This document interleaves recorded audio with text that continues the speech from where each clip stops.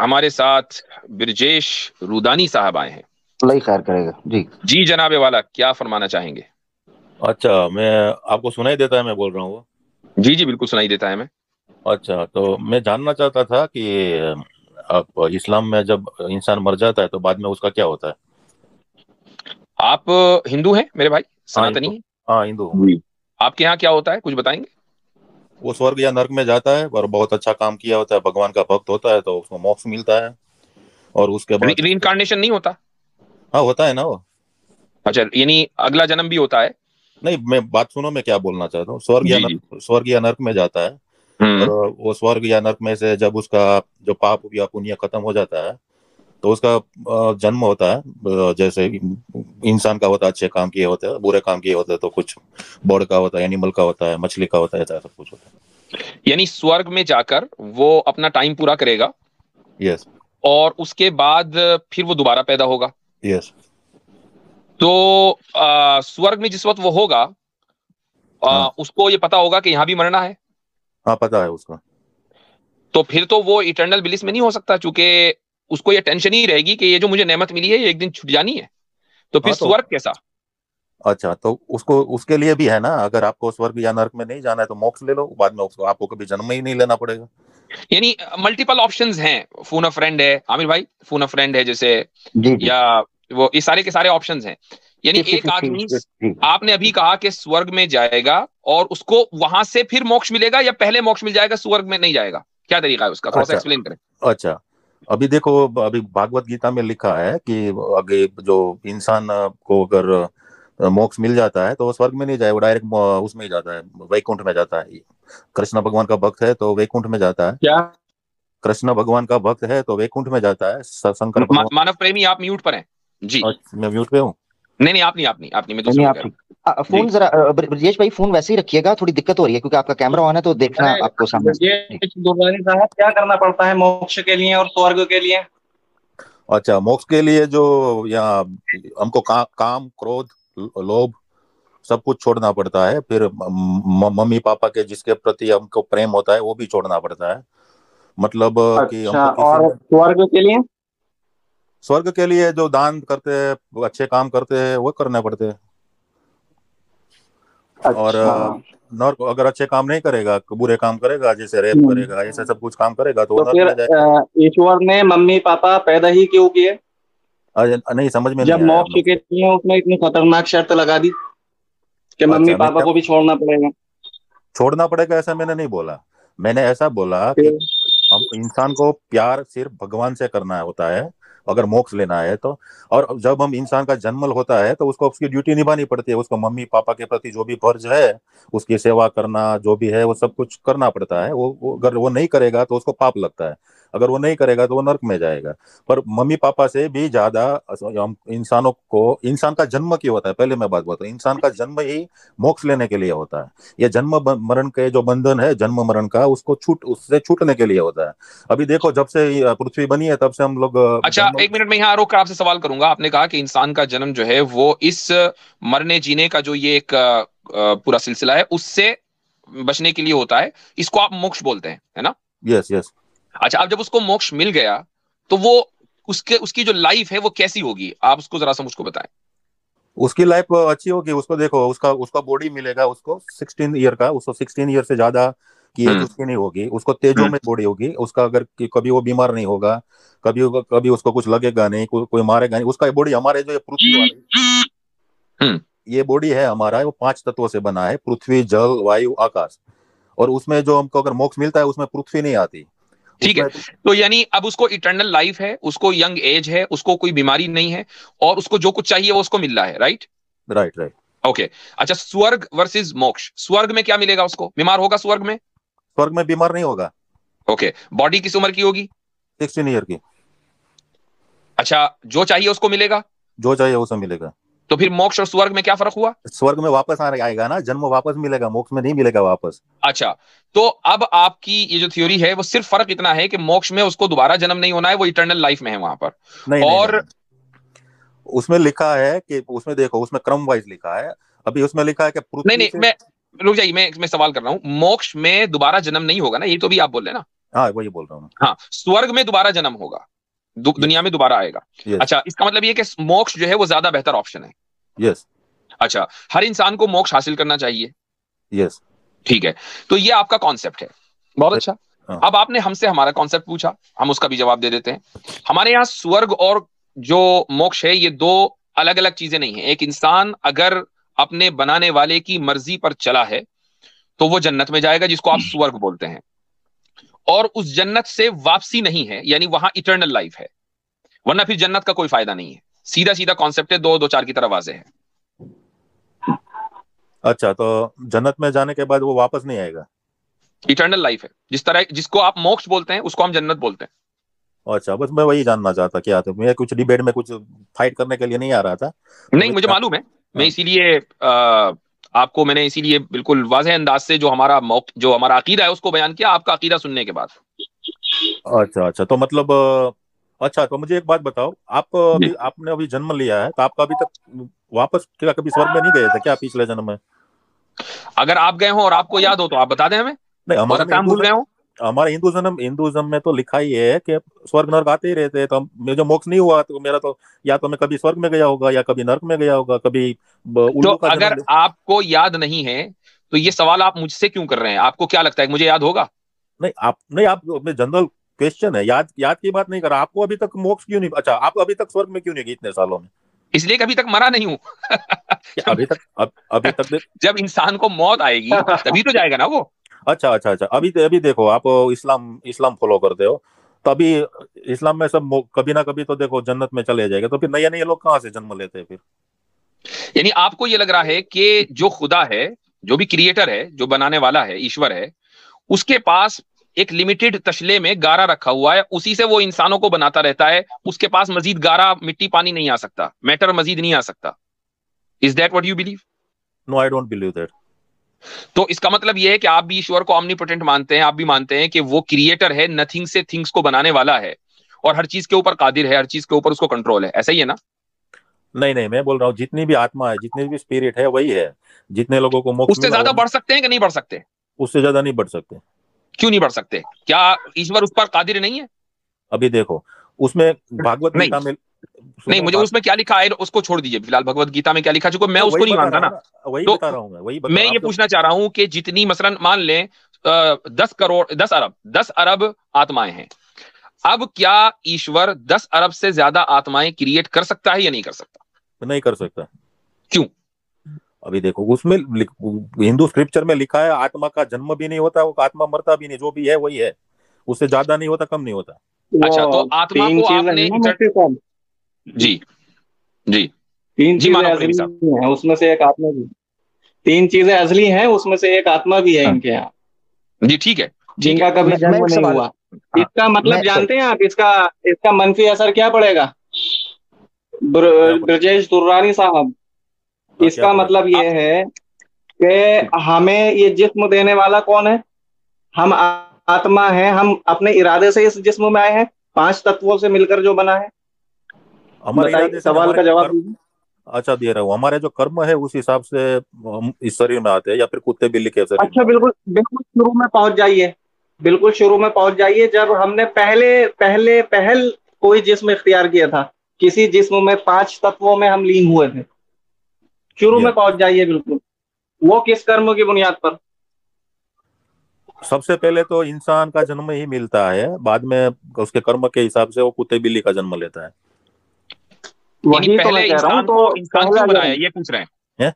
जी। इंसान होना तो कर्म की पह, बुनियाद पर है ना, अच्छे कर्मों की बुनियाद पर। तो वो कौन से अच्छे कर्म थे जो पहली मर्तबा इंसान बना, ये सवाल है उनका। अभी देखो, भगवान में जो जो जितनी भी आत्मा है होती है वो सब भगवान में लीन ही होती है, जो सबसे पहले इंसान का जन्म मिला उसको। अच्छा, एक बात बताइए, जब आत्माओं को भगवान ने पैदा नहीं किया, इसी तरह एक और चीज है जिसको पैदा नहीं किया, तो फिर भगवान का इस पे इख्तियार क्या है कि वो जबरदस्ती आत्मा को उठाए और जिस्म में डाल दे? अरे वो नहीं है, वो भगवान में ही आत्मा सब लीन होती थी, भगवान में ही जो आत्मा पहले लीन होती है, जो उसको उसके बाद जब इन सब पृथ्वी बनती है, जब पृथ्वी डिस्ट्रॉय भी होती है, पृथ्वी नए नए रूप से भी आती है, उस हिसाब से उसको बॉडी देते हैं शरीर में से। और जब मोक्ष नहीं मिलता है तो जब जो आत्मा होती है वापस भगवान के शरीर में चली जाती है। नहीं, भगवान ईश्वर के में शरीर लीन, में चली जाती है। एक मिनट, मतलब मानव प्रेमी ये कह रहे हैं भगवान के शरीर में चली जाती है, तो नहीं भगवान का एक तो शरीर हुआ, नहीं, भगवान का वही मैं शरीर पूछ होता रहा है हूँ। ना, भगवान का शरीर होता है। भगवान का शरीर हुआ। दूसरे ये कि वो जो आत्मा है जिसको मोक्ष मिला है, अभी आपने बोला कि उसकी उम्र, उसकी बॉडी 16 साल की होती है, तो क्या भगवान की बॉडी 16 साल की है? भगवान की बॉडी भी 16 साल की होती है। 16 साल की है। हाँ। अच्छा, जिसकी बॉडी हो वो लिमिटेड होता है कि अनलिमिटेड होता है? मतलब लिमिटेड होता है ना तो भगवान लिमिटेड हुआ। मतलब जो देखो, ये यूनिवर्स है ना, यूनिवर्स पूरा ये यूनिवर्स है। आपने बोला भगवान की बॉडी है वो भी 16 साल की, तो अगर हाँ। भगवान 16 साल का लड़का है आपकी थियोलॉजी के मुताबिक, तो वो तो लिमिटेड हुआ ना। नहीं, मैं आप मेरा मतलब नहीं समझे। भगवान का बॉडी 16 साल का है, उसका लिमिटेड मतलब उसका शरीर तो बड़ा है ना, वो दिखते हैं 16 साल वाला। मैं कहता हूं उसका जो शरीर है वो सबसे, यानी बुर्ज खलीफा से बड़ा है, थोड़ी देर के लिए मान लें, है तो हाँ। फिर भी लिमिटेशन ना। नहीं, वो तो उसकी उम्र लिमिटेशन है, उसका शरीर लिमिटेशन नहीं है। अभी अच्छा चलो, मैं कहता हूं उम्र लिमिटेशन है। लिमिटेशन है क्यों? भगवान लिमिटेड भगवान तो इन्फिनिट होना चाहिए ना, वो फाइनाइट कैसे हो गया? मतलब समझ नहीं आया आप क्या बोलना चाहते हो। अभी मुझे सीमित है मुझे भगवान, पब्लिक को भी, सीमित है या पब्लिक को भी असीमित नहीं है? आ रहा नीचे, पब्लिक को भी नीचे नहीं सीमित आ रहा, है मैं या बड़ी क्षमा असीमित चाहता है? हूँ महाराज। ये आप अरे दोनों दुर्रानी साहब ये बताइए कि ईश्वर सीमित है या असीमित है? हम्म सीमित है या असीमित, ये यूनिवर्सिटी में है ना, ये यूनिवर्सिटी है हमारा, ये जो यूनिवर्सिटी वो विष्णु का बॉडी है, वो ऐसा पूरा सब बॉडी है। हाँ हाँ यूनिवर्सिटी, मैं समझ गया। यूनिवर्सिटी आप या तो हमारे प्रेमी भाई एक मिनट, मुझे यार मुझे समझ, आप लोग बड़ी ज्ञान की और जो है वो बड़ी शिक्षा की बात और परा की बात कर रहे हैं, मेरे ऊपर से वो कह रहे हैं यूनिवर्सिटी जो है वो, उसका ये यूनिवर्सिटी कौन सी, हजरत अलीगढ़ यूनिवर्सिटी है या ये वो दूसरी है? मुझे अरे जरा भाई बता बनारस दीजिए। हिंदू, बनारस हिंदू, अरे भाई मैं अच्छा बनारस हिंदू यूनिवर्सिटी जी। अरे यूनिवर्स बोल रहा हूँ, यूनिवर्स, यूनिवर्सिटी नहीं है। आपने नहीं ठीक यूनिवर्सिटी है। बोला, अच्छा इसलिए बोल ऐसा हुआ अच्छा जी। भूल से बोल गया, मैं अच्छा, यूनिवर्स बोल रहा हूँ। ये विष्णु रूप मानते हैं आप पूरी धरती को? पृथ्वी धरती को नहीं, पूरे यूनिवर्स को। पूरी यूनिवर्स को, विश्व पूरे विश्व को विष्णु रूप मानते हैं, फिर आत्माएं कहाँ हैं? आत्मा उसके अंदर है। जैसे देखो हमारे शरीर के अंदर देखो, अभी छोटे छोटे जम्स होते हैं ना, हम्म। वो वायरस होता है, बैक्टीरिया होता है, हमारे शरीर के अंदर नहीं होता। ऐसे ही विष्णु के शरीर में पूरी गीता में जिस विष्णु रूप का वर्णन है वो आप बता सकते हैं मुझे? किसमें? गीता में गीता में विष्णु विराट रूप रूप का का या विष्णु रूप का? मतलब, गीता में विष्णु रूप का गीता में अर्जुन को विष्णु ने, कृष्ण ने अपना विश्व रूप दिखाया था, हाँ दिखाया था। वो कैसा था? वही विराट था। उस वक्त अर्जुन कहाँ था? अर्जुन नीचे था। नीचे था, तो वो विश्व रूप कैसे हुआ? अभी देखो वो उसके अर्जुन बाहर विश्व में था। है कि नहीं? हाँ तो बाहर हो ही नहीं सकता ना, अगर अर्जुन खुद विश्व में है तो बाहर कैसे है? अरे ऐसा, उसको भगवान सब कुछ कर सकते हैं। अब यहाँ पर ये बात आ गई, वही तो सब कुछ ऐसे कैसे कर लिया कि वो बाहर भी है और विश्व रूप भी है? अरे देखो उसने उसने देख लिया, अर्जुन खुद कह रहा था कि मुझे आपके अलावा कुछ दिखाई नहीं दे रहा। वो जब विष्णु को देख रहे थे ना, अर्जुन देख रहा था ना, अच्छा, तो उसने सह शरीर था वो? नहीं, सह विष्णु, शरीर था? हाँ तो हमारे बॉडी में जो वो जम्स होते हैं विराट रूप सह शरीर था जी? हाँ शरीर शरीर था वो। शरीर तो सीमित होता है, हाँ तो सीमित ही है ना, हालांकि मैं यूनिवर्स अच्छा मैं बोल रहा हूँ ना, जी। सीमित है। वो यूनिवर्स है ना, ये एक शरीर है, ये हमारा ये यूनिवर्स है, एक शरीर है। वो विष्णु भगवान का शरीर है, दूसरा यूनिवर्स दूसरा विष्णु भगवान है। जब आपने तो मुफ्ती साहब भगवान को वही सीमित कह मान रहे हैं लिया, कि, सीमित तो भगवान नहीं हो सकता। अच्छा भगवान मुफ्ती साहब के कहने का मतलब यही है। अच्छा मैं समझ रहा हूँ।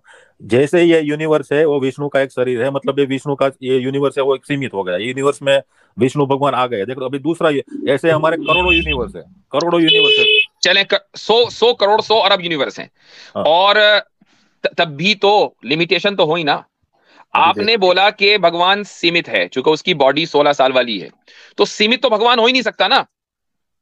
अभी देखो आपने समझ में नहीं आ रहा, मैंने क्या बोल रहा, 100 करोड़ यूनिवर्स है तो ऐसे 100 करोड़ विष्णु भी है। चलो ये और हो गया, तो इसका मतलब हर विष्णु जो है वो सीमित हुआ। हाँ, और उसके उसके ऊपर जो है वो आदि नारायण है, उसके ऊपर वो सबको कंट्रोल करते हैं। जो सबसे ऊपर है, ठीक है, वो जो सबसे ऊपर है वो सीमित है कि सीमित नहीं है? मतलब वो जो ये वो सीमित नहीं है। वो सीमित नहीं है। अच्छा, और ये जो आत्मा है ये उसी में लीन करती है? हमारी जो आत्मा है वो सब में उसी में लीन होती है। अच्छा, तो आत्मा किसमें? को मोक्ष नहीं मिलने नहीं के नहीं बाद, मुफ्ती साहब एक मिनट, किसमें? हाँ किसमें? सब पर अरे ब्रह्म में? भगवान में पर ब्रह्म में, हाँ पर ब्रह्म में जो सबसे बड़ा है। ठीक है, एक मिनट, गीता आपने पढ़ी है? पढ़ी है। वहां जहां मोक्ष का वर्णन है तो श्री कृष्ण कहते हैं कि आत्माएं मुझ में लीन हो जाती है मोक्ष के बाद में। श्री कृष्ण कौन से यूनिवर्स के हैं? यहाँ इस यूनिवर्स में है। फिर आपने ये कैसे कह दिया कि पर ब्रह्म में आत्मा लीन हो जाती है? अरे देखो, आप समझ में नहीं आ रहे। पर ब्रह्म में कृष्ण भगवान है, और कृष्ण भगवान में हम लोग हैं। तो हम कृष्ण में सीमित हो जाए तो पर ब्रह्म में ऑटोमेटिक हो गया ना वो। अभी हमारा हाथ है, ये मेरा हाथ है, ये मेरे शरीर के अंदर है, तो ये हाथ भी मेरा शरीर का होगा ना। मैं ब्रजेश भाई के लिए आसान कर देता हूँ, वो कह रहे हैं हाथी के पाँव में सबका पाँव जी। ये भी है। और मेरा जो ओरिजिनल सवाल है, जिसको आप सबसे ऊपर कह रहे हैं, क्या क्या उसके लिए क्या लफ्ज बोला आपने? पर ब्रह्म, राइट? पर ब्रह्म, आदि नारायण मैंने बोला, आदि नारायण। आदि नारायण, उससे ऊपर कुछ नहीं है? उसके ऊपर कुछ नहीं है। ठीक है। सारी आत्माएं शिव जी के जरिए जो भी जहां सब उसमें लीन हो रही हैं, ठीक है? जिनको मोक्ष मिल रहा है, ठीक। अच्छा, जिनको मोक्ष मिल रहा है उनकी एज 16 साल की है। यस। ठीक, तो जिसमें वो लीन हो रही है उसकी एज भी 16 साल की है। यस। नहीं नहीं जिसकी नहीं, एज 16 साल की है उसकी बॉडी भी फिर 16 साल वाली होगी ना? आप समझ नहीं रहे। 16 साल भाई, 16 साल की बहुत कंफ्यूजन है दुर्रानी साहब। नहीं, 16 साल की उसकी एज नहीं है, उसका वो दिखने में 16 साल जैसा उसका। चलो, दिखने में 16 साल का, जो सबसे ऊपर है जिसमें सारी आत्माएं लीन हो रही हैं, वो दिखने में 16 साल का है। तो आपने मान लिया ना कि वो सीमित है। सीमित कहां से हो गया? पूरा जितना भी यूनिवर्स है वो सब में है भाई। जब फिर वो 16 साल की, फिर 16 साल का कैसे दिख रहा है वो? जब आप उसकी 16 साल लिमिट है ना, एक लिमिटेशन है ना, 16 साल, 16 नंबर लिमिटेशन है। आप ये कह रहे हैं कि ये जो सबसे ऊपर है, जिसको आप जो भी नाम दें, वो 16 साल का दिखता है, तो वो लिमिटेड है। जैसे लिमिटेड होगा एकदम डिस्क्वालीफाई हो जाएगा भगवान होने से। अच्छा, वो लिमिटेड ही है ना, क्योंकि 16 साल से ज्यादा बुढ़ा नहीं होता। वो बुढ़ा होता तो मोक्ष लेने का कुछ मतलब नहीं है उसका।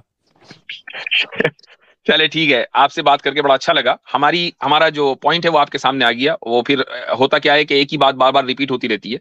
हमने जो कहना था वो बिल्कुल वाज़ेह अंदाज से कह दिया, हमारी पब्लिक समझ गई है। अच्छा, ये देखिए, पुनर्जन्म या मोक्ष का जो पूरा कॉन्सेप्ट है दुर्रानी साहब, इस सिलसिले में हमारा साफ मौकिफ ये है कि ये ठीक नहीं है। उसकी वजह यह है कि जब आत्मा अनादि है, हमेशा से है, तो फिर खुदा ने किस इख्तियार से या ईश्वर ने किस इख्तियार से आत्मा को सह शरीर बनाया, और फिर उसके लिए मोक्ष के लिए इतने खतरनाक नियम बनाए कि या तो वो मायावादी बन जाए या सन्यासवादी बन जाए, और पूरी दुनिया को छोड़कर अपने रिश्तेदारों को, माँ बाप को, बीवी बच्चों को, यानी ये समझिए कि कर्म त्यागी बनकर मोक्ष प्राप्त होता है। अगर इसी तरीके से मोक्ष प्राप्त होना है तो फिर हमें यह कबूल नहीं है। हमें वही नजात कबूल है कि जो वालिदैन की खिदमत करके, माता पिता की खिदमत करके, बीवी बच्चों की सेवा करके प्राप्त होता है। जबरदस्त, ज्यादा अच्छा, तो उसमें यानी अगर ये कमेंट स्क्रीन पे है, ये जरा देखिएगा जी। नहीं, आपकी मिस्टेक है वो गलत बोला आपने। अगर माँ बाप की सेवा नहीं करनी होती तो राम भी सेवा नहीं करते, दशरथ के कहने पर जंगल में नहीं जाते। वो तो सब ड्यूटी निभानी ही पड़ती है, अगर नहीं निभाएंगे तो नर्क में जाएंगे। मैंने क्या बोला था कि मोक्ष लेने के लिए माँ बाप से ज्यादा भगवान को प्यार करना पड़ता है। इसका मतलब यह नहीं है कि माँ बाप की सेवा नहीं करनी है। अगर नहीं देखिए, आप निष्काम कर्म योग का की पूरा दर्शन जानते हैं। निष्काम कर्म योग में क्या होता है? ठीक है, इसी तरीके से गीता के अंदर जिस संन्यासवाद का या निर्वृत्तिवाद का तस्करा है, वर्णन है, सब जानते हैं कि उसका मतलब क्या है, उसका अर्थ क्या है। अब अगर आप मानव प्रेमी साहब, थोड़ा सा आप बताइए कि ये जो आपने टर्मिनोलॉजीज बोली इसका आप मतलब समझा दें। बहुत से लोग नहीं जानते, हम यानी हमारे ऑडियंस में। हाँ, जी जी जी जी। संन्यासवाद तो ये है कि सारी दुनिया को छोड़ करके बस तपस्या में मगन हो जाए, लीन हो जाए। बहुत से लोग कपड़े भी छोड़ देते हैं, इसी वजह से आपने नंग साधु देखे होंगे। निष्काम कर्म योग कभी तो लगभग यही मतलब है। अब ये बात हो गई कि जिन लोगों ने सन्यास ले लिया ब्रजेश साहब, क्या उनको मोक्ष प्राप्त होगा या नहीं होगा? वो तो ठग भगत होगा तो नहीं होगा। सन्यास लेने से मोक्ष मिलना ऐसा जरूरी तो नहीं है। सन्यास लेने वाला अपने माँ बाप की खिदमत नहीं कर रहा है, दुनिया में उस तरीके से नहीं रह रहा है जिस तरीके से रहना चाहिए, दूसरों की खिदमत। वो तो जंगल में अकेला कपड़े वपड़े उतार के पड़ा है, उसको तो कोई ड्यूटी करनी नहीं है, तो फिर उसको तो मोक्ष प्राप्त नहीं होना चाहिए ना।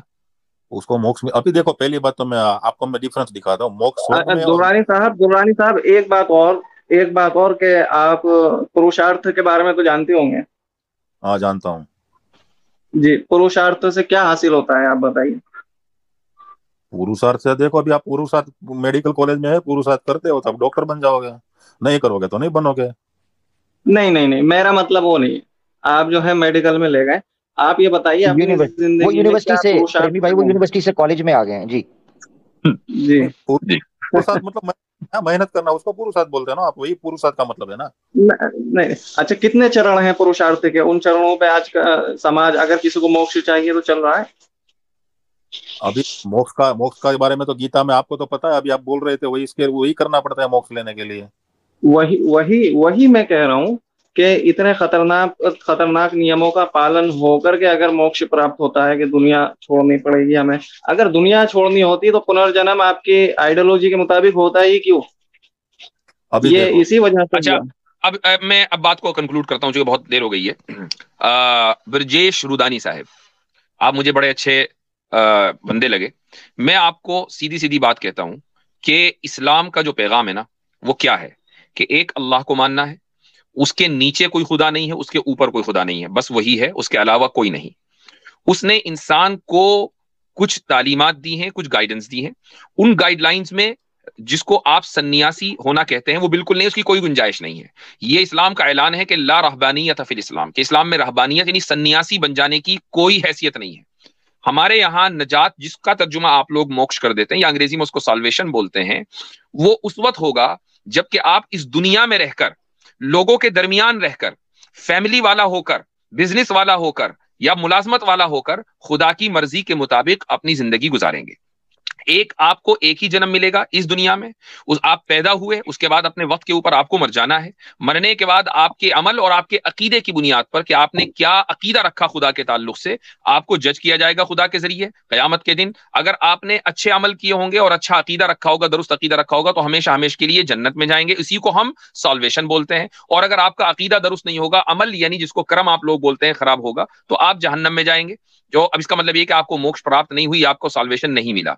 आपका ये सवाल कि भाई अगर पिछला जन्म नहीं हुआ तो फिर तो जो आत्मा है वो तो लिमिटेड ही है, उससे ज्यादा नहीं बढ़ सकती। खुदा हमारे लिए या हमें मालूम नहीं है कि खुदा ने कितनी आत्माएं बनाई हैं, आपको भी मालूम नहीं है। यानी कोई ये नहीं कह सकते कि खुदा ने बस इतनी ही आत्मा बनाई है, इससे ज्यादा नहीं बनाई, उससे कम नहीं बनाई। खुदा ने जितनी भी बनाई है, मान लो 100 करोड़ बनाई है, 100 अरब बनाई है, कुछ आत्माओं को जिस्म उसने पहले दे दिया, कुछ को बाद में देगा, कुछ को बहुत बाद में देगा। तो ये हमारा खुलासा है, जो उस कॉन्टेक्स्ट में, जिस कॉन्टेक्स्ट में गुफ्तगू हो रही है, इस पर गौर कीजिएगा। महज इसलिए कि आप किसी मजहब में पैदा हो गए और आप किसी सिविलाइजेशन को मानते हैं, इस बुनियाद पर वो सही हो, इससे निकलिए, इस पर गौर कीजिए। मैं आपको इस्लाम की दावत देता हूं और आपके लिए दुआ करता हूं कि अल्लाह सुब्हानहू व तआला आपके दिल के दरवाजे खोले और आपको हिदायत दे। आमीन आमीन। ब्रजेश भाई बहुत अच्छे इंसान, थैंक यू ब्रजेश भाई, ठीक है बहुत बहुत जनाब, धन्यवाद। चलो शुक्रिया। अगर मैं वक्त बचाना चाहता था, मैं बीच में टोका नहीं, मैंने 2 पॉइंट सिर्फ रखना। इस्लाम में सूरह आले इमरान आयत 185 में हमारा मोक्ष क्या है, ये वन लाइनर आपके सामने, ये पूछ रहे थे आपका मोक्ष, फमन ज़ुहज़िहा अनिन नार व उदखिलल जन्नह फकद फाज। वन लाइनर, वमन ज़ुहज़िहा अनिन नार व उदखिलल जन्नह फकद फाज। दूसरी चीज हजरत, ये क्योंकि मैं वो बीच में मैं कहा वो बात लंबी हो जाएगी, इन्होंने एक बुनियादी गलती जो की थी, वो गलती ये थी जब इन्होंने आत्माओं के बारे में ये कहा कि रीइंकार्नेशन इसलिए जरूरी है। जब आपने कहा कि रीइंकार्नेशन क्यों होती है, तो इन्होंने कहा कि वो जो नए लोग पैदा हो रहे हैं ये कहां से आ रहे हैं, जिस पर आपने कई सवालात रखे। मेरा सिंपल सवाल ये है कि आप हिस्ट्री ह्यूमन काइंड पीछे चले जाएं, पॉपुलेशन तो बढ़ रही है। इस वक्त पॉपुलेशन आपकी 10 अरब को टच कर चुकी हुई है, ये लास्ट ईयर 10 अरब से ऊपर जा चुकी हुई है। सवाल ये उठता है कि पीछे चले जाएं तो पॉपुलेशन कम है, आत्माएं तो तब भी मौजूद थी, उस वक्त इतनी पॉपुलेशन क्यों नहीं हुई? अब लोग मर कम रहे हैं, पैदा ज्यादा हो रहे हैं, ठीक है? तो जो सवाए चंद कंपैरेटिवली मुल्कों को छोड़ के, तो अगर आत्माएं लिमिटेड हैं तो पॉपुलेशन एकदम बड़ी कैसे है? पॉपुलेशन तो लिमिटेड रहनी चाहिए थी, क्योंकि पिछले मरते तो नए आते। ये तो ऐसे हो रहा है, मर कम रहे हैं, पैदा ज्यादा हो रहे हैं, पॉपुलेशन तो बढ़ गई। इसका मतलब है आत्माएं अनलिमिटेड हैं, ये अल्लाह के इल्म में, सॉरी अनलिमिटेड नहीं, अल्लाह के इल्म में है कि कितनी है। अनलिमिटेड नहीं कहना चाहिए। Thank you. अच्छा जी, हमारे साथ नीचे सबक फिर पढ़ सदाकत का, अदालत का, शुजाअत का, लिया जाएगा तुझसे काम, दुनिया की इमामत का। सबक फिर पढ़ सदाकत